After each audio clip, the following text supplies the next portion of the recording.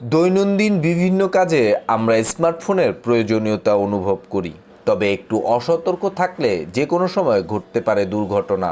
এসব দুর্ঘটনার মধ্যে একটি হলো ফোন পানিতে পড়ে যাওয়া বা বৃষ্টিতে ভিজে যাওয়া।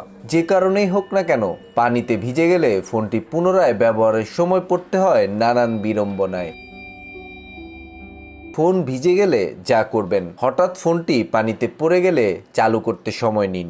সঙ্গে সঙ্গে চালু করা যাবে না। ফোনের ভেতরে পানি ঢুকে গেলে প্রথমেই ফোনের ব্যাটারি খুলতে হবে, এরপর ব্যাটারি মুছে সেটিকে শুকাতে দিতে হবে। ভিজে যাওয়া অংশ দ্রুত শুকানোর জন্য পেছনের কভার খুলে রাখতে হবে। যেসব ফোনের ব্যাটারি খোলা যায় না সেগুলো নষ্ট হওয়ার আশঙ্কা বেশি। ভিজে যাওয়া ফোন ফ্যানের বাতাসে শুকাতে দিন। হেয়ার ড্রায়ার, তীব্র রোদ কিংবা আগুনের তাপ দিয়ে ফোন শুকাতে যাবেন না, এতে বিস্ফোরণ ঘটার আশঙ্কা থাকে। এছাড়াও মোবাইলে শর্ট সার্কিট ঘটতে পারে। ফোন পুরোপুরি না শুকানো পর্যন্ত সেটি চার্জে দেওয়া যাবে না। আগে নিশ্চিত হতে হবে ফোনটি শুকিয়েছে কিনা।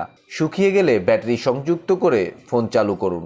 অন না হলে ব্যাটারি চার্জ করে দেখুন। তাতে কাজ না হলে সার্ভিসিং সেন্টারে যান।